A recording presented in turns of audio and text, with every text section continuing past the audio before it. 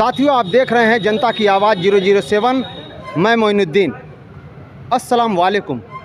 इस सलाम का मतलब होता है कि ईश्वर आपके ऊपर दया करे।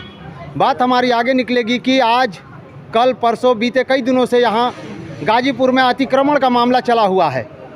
मैंने जब लोगों से पूछा, कुछ ठेला खोंचा वालों से पूछा कि आखिर इस अतिक्रमण के बाद आपके मन में कितनी हर्ष और उल्लास जगी हुई है, तो उन्होंने कहा कि कुछ उदास मन से कहा कि ये अतिक्रमण किसी के लिए होगा, लेकिन हमारे ऊपर तो ये आक्रमण है।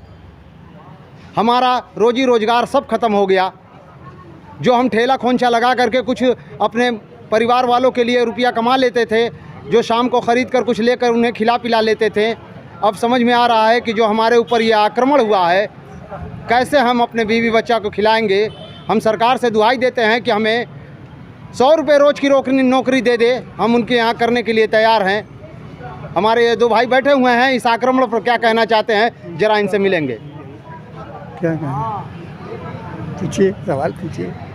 जी, आप अपना परिचय दें और आप बताइए कि इस अतिक्रमण पर आप क्या कहना चाहते हैं। मेरा नाम जावेद अहमद है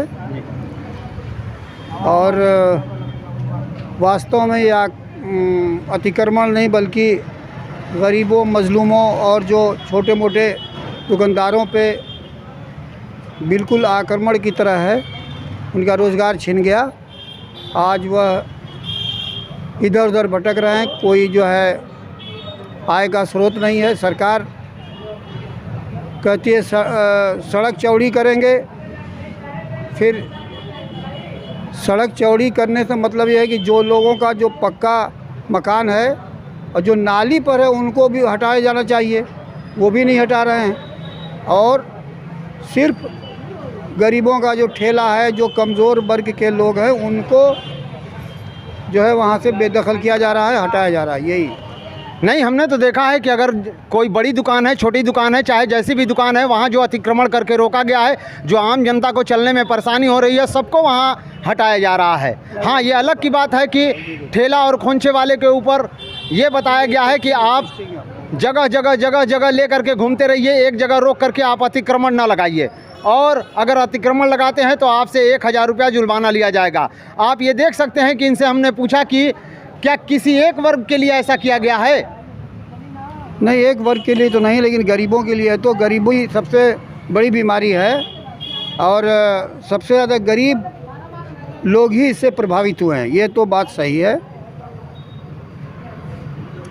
हम समझते हैं कि अगर कोई भी नया काम होता है तो उससे जनता ही परेशान होती है, और परेशान में आप ये माने कि सबसे गरीब वर्ग परेशान होता है। इसमें कोई शक नहीं है कि जो दाल रोटी रोज़ खाने वाला, रोज़ चलाने वाला है, अगर उसकी काम धंधे को बाधित कर दिया जाए तो वही ज़्यादा से ज़्यादा परेशान होता है। जिनकी बड़ी बड़ी दुकानें हैं, जिनकी बड़ी बड़ी बिल्डिंगें हैं, वो इससे परेशान नहीं होती हैं कि अगले दिन क्या होगा। अगर 10 दिन नहीं, 20 दिन नहीं, महीना 2 महीना भी अगर उनकी दुकान को बंद कर दिया जाए तो उन्हें कोई दिक्कत नहीं होने वाली है। हमें दिक्कत होने वाली बातें ये है कि जो रोज़ खोंचा और ठेला लगाते हैं, अगर उनकी दुकानों को आप बंद कर देते हैं तो उनका परिवार कैसे चलेगा, ये हमें सरकार जवाब दे। लोगों से हम पूछते रहें कि आप हमारे कैमरा पर आके कुछ बोले, लेकिन उन्होंने कहा कि अभी तो हमारा दुकान बंद हुआ है, अगर मैंने कैमरे पर बोला तो कहीं मैं खुद न बंद हो जाऊं, फिर मेरी बीवी बच्चों को कौन देखेगा।